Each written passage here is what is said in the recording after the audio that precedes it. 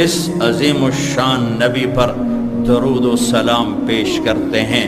یا ایھا الذین آمنو، اے ایمان والو، صلو علیہ وسلموا تسلیما، تم بھی شروع ہو جاؤ اس محبوب نبی پر سلام بھی بھیجو، صلاۃ بھی بھیجو۔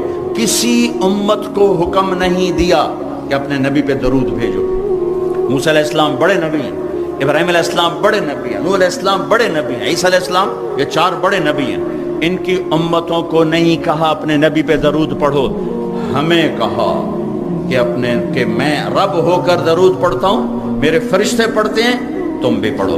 ایک یصلون کا ایک خوبصورت مطلب آپ کو بتاؤں، یصلون کا جو ڈائی ہے، یفعلون، یفعل، یفعل، یہ ڈائی ہے، اس میں لفظ ڈھلتا ہے۔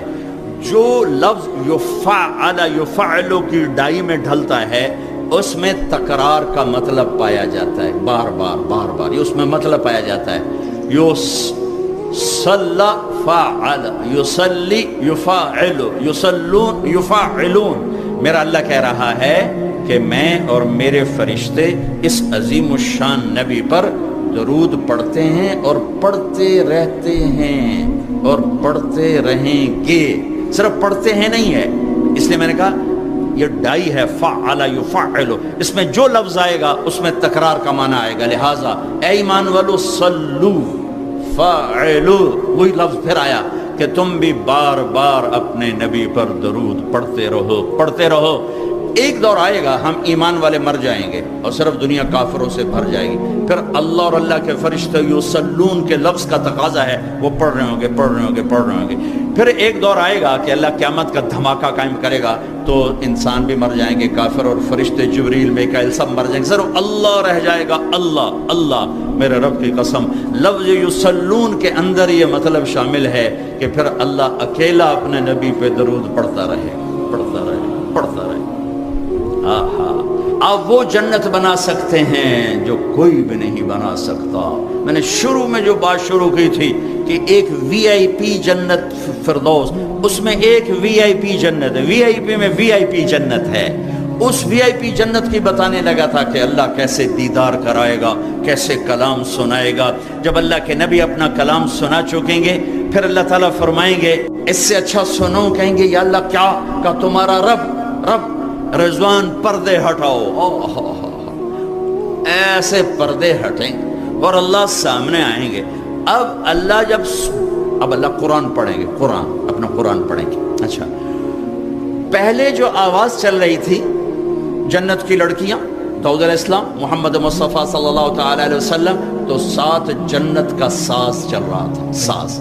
لیکن جب اللہ اپنا کلام سنائیں گے، اس کو ساز کی ضرورت نہیں، ساز سہارا دیتا ہے، سہارا، ضرورت نہیں، لہذا سارے ساز، آواز خاموش۔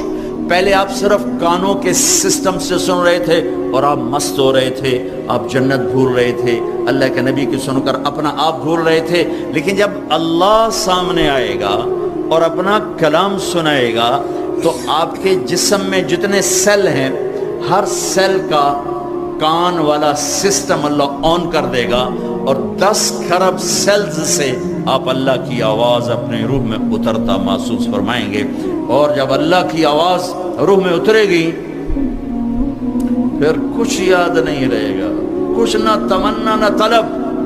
جب اللہ تعالیٰ خاموش ہوں گے تو کہیں گے یا اللہ مہربانی کر، زدنا۔ اللہ کہیں گے واپس اگلے جمعے، نہیں یا اللہ جنت نہیں چاہیے، زدنا، اور ہو۔ اللہ کہیں گے وہ تمہاری حوریں، اس محفل میں ایمان والے مرد بھی ہوں گے، عورتیں، جنت کی حوریں اپنے محل میں ہوں گی، یہاں نہیں ہوں گی۔ تو وہ کہیں گے، اللہ تعالیٰ فرمائیں گے وہ تمہاری حوروں کی شکایت آئی ہے، اشتقنا الی اہلنا، ہمارے ویڑے سنجے ہو گئے، یا اللہ ساڑھے گھر والے واپس گل۔ تو وہ کہیں گے ہمیں حوریں نہیں چاہیے، بس آپ چاہیے۔ تو اللہ کہیں گے اچھا ایسا کرو، ادھر بھی جانا ادھر بھی آنا، جمعے آ جایا کرنا، یہ محفل ہوا کرے گی، جمعے ہر جمعے یہ محفل ہوگی۔ لیکن وہ وی آئی پی جنت الفردوس، انہیں جمعے کا انتظار نہیں ہوگا، وہ صبح بھی اللہ کا دیدار کریں گے، شام بھی اللہ کا دیدار کریں گے۔